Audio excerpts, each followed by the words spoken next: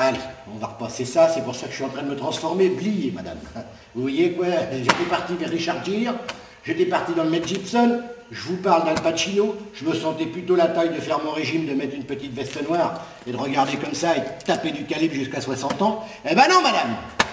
Je vais jouer les cocus, les gros cons. Ah mais je suis passé par Jean Lefebvre, ça c'est fini, les tapes dans la gueule, c'est terminé, je veux plus en savoir. Ça m'évoque mon vieux qui me tapait dessus quand ma maman elle est partie. Ah vous voyez, j'ai pas fait que de perdre ma maman, j'ai même pas perdu mon père, il m'en avait parlé, il l'a jamais vu. Je me demande même si c'est qui je suis, le seul truc que je sais c'est quand il mettait des coups de savate et qu'il me mettait la tête sous la baignoire, vous savez, vous connaissez les baignoires avec les 4 pieds là? Et ben dessous il y avait de la cendre, comme ça les chats ils allaient chier dedans, et comme je pouvais pas rentrer bien plus loin parce qu'il y avait les 4 pieds, donc il tapait jusqu'à temps que mon corps prenne la forme, vous voyez? Bon alors on va pas en enlever le pathos, mais ça aussi ça existait. Donc ça aussi ça l'a formé le comédien qui voulait trouver un père, qui voulait trouver quelqu'un qui prenne la marionnette et qui la forme la marionnette, parce qu'il comprenait plus rien le gamin. Ce qu'il comprenait c'est qu'il avait des visions. Donc je me calme et je reviens à vous dire, ce petit bonhomme, c'est pas de bol, il avait des visions. Et depuis tout petit que je rentrais de l'école, sans déconner, je ne sais même pas si le magnétoscope était inventé, que je ressentais en revenant de l'école comme si ma vie se déroulait devant moi et que je sentais ce que j'allais déjà vivre. Pourquoi je vous dis ça? Pourquoi j'ai parlé de Bouddha? Parce que pour ceux qui croient, dans le public, il y a des gens qui croient au yoga, au yogi, au machin, à ceci, à cela, en tout cas au mystique, au divin, au fait qu'on puisse vivre plusieurs vies, à la réincarnation, ou je ne sais quoi, ou au fait que les choses sont déjà tracées au fil de la vie. De toute façon, moi je vous dis qu'à 8 ans, avant de perdre ma mère, je sentais déjà que j'avais une mission. Alors ce qui c'est un petit peu compliqué, c'est qu'avant qu'on me donne tous les codecs, le Vista, le logiciel, et le bordel, et le process, ça s'est un peu mélangé là-haut, façon ordinateur. Vous voyez quand vous... Enfin vous voyez bien, hein, quand vous y prenez pas très bien, vous continuez à enregistrer, et puis quelqu'un d'autre y vient, et puis que tout le monde met son petit merdier, qu'on ne veut pas accepter qu'un ordinateur c'est con comme une bite. Bah oui, une bite c'est con, hein. Une bite, c'est un tuyau, des nervures, et il y a le cerveau qui l'alimente. Et quand une bite bande, d'ailleurs vous savez pourquoi qu'on est con comme une bite? Parce qu'on ne peut pas réfléchir avec le cerveau, il n'y a pas assez de sang pour alimenter les deux. Voilà, ça vous fait rire celle-là? Eh bien, elle est bien, prenez-la, elle est cadeau. Voilà, c'est cadeau, mesdames, mesdemoiselles, messieurs, la boîte à fantasmes. Ami, passe-moi la boîte à cadeaux. On a la boîte à cadeaux. On a la boîte à discothèque. Crac, ça c'est pour la tendresse. Mesdames, mesdemoiselles, messieurs, nous avons la boîte à duo. T'as les deux petits qui sortent et... Envoie-moi du Juvet, envoie-moi de ceci, envoie-moi de cela. De toute façon, moi, mon fantasme, il y a quand même très longtemps de cela, c'était... Je suis au milieu de tout ça, je fous un gros bordel et je demande à ce que la vie m'enlève, prenne un hélicoptère.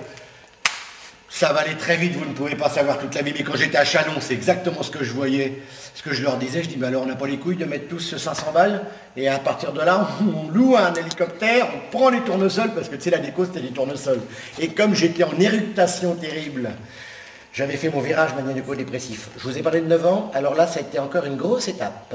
J'ai fait ma petite dépression, et à partir de là, quand tu as une dépression, tu ne suis pas ton traitement, tu n'es pas gentil avec le docteur qui t'a dit de bien suivre tes médicaments, tu les stoppes parce que tu trouves que tu vas mieux, tu risques de faire un virage maniaco-dépressif. C'est-à-dire que tu frôles la prise de cocaïne sans prise de cocaïne, tu es plutôt vasodilaté et tu as la tronçonneuse et tu as envie d'aller voir tout le monde et te dire « ça fait 6 mois que ça me casse les couilles, ça fait 6 mois que je dois aller me jeter devant le train, ça fait 6 mois que tous les jours je vis plus, que je me casse les doigts, que je vois des renards monter par la fenêtre et que tu vis vraiment seul dans ta peur et dans ta terreur, parce que là c'est plus de la peur, c'est de la terreur. Et là forcément dans le virage maniaco-dépressif, tu dors 1 heure par nuit. Là, c'est Orange Mécanique, c'est Raging Bull, c'est le taxi, c'est... Tu sors le bordel, c'est la fin de Tony Montana, tu pètes un machin, tu fais alors que c'est qui l'enculé? C'est qui l'enculé qui va me buter là? C'est qui l'enculé? C'est qui l'enculé qui va continuer à me foutre la gueule là? Tu vas mettre la gueule là? Alors bon, bah alors par contre, d'accord, hein, ça n'a pas duré tout le temps parce qu'il y a eu après la suite de la virage maniaco-dépressif. Ça a descendu, comme qui dirait. Comme qui dirait, on est tombé dans la version culpabilité.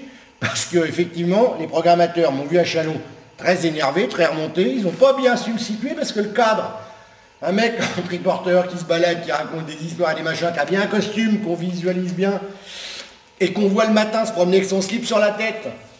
Version, je vais attraper, enfin version des conneries, enfin voilà, résume, enfin des conneries, mais enfin à ce moment-là, j'avais pas l'impression que c'était des conneries, moi j'avais l'impression que je maîtrisais mon temps et que je faisais un pied de nez à la vie, parce que ça vous avait jamais arrivé d'avoir envie d'enlever votre slip et de le mettre sur votre tête, et simplement comme ça en se disant, mais pourquoi pas? Là j'en reviens à quelque chose, mesdames, mesdemoiselles, messieurs, est-ce que quelquefois vous vous êtes demandé si de faire une grosse connerie, genre prendre un sens interdit, sur le parking, juste cela, mesdames, mesdemoiselles, messieurs, parce que vous êtes juste engagé là, et que tu te dis, ben moi je vais passer par là, parce que, franchement, avant le goudron, avant les supermarchés, il y avait quand même bien, là on revient, Rémi, voyage, voyage, tu vois, là on revient à la grande plaine,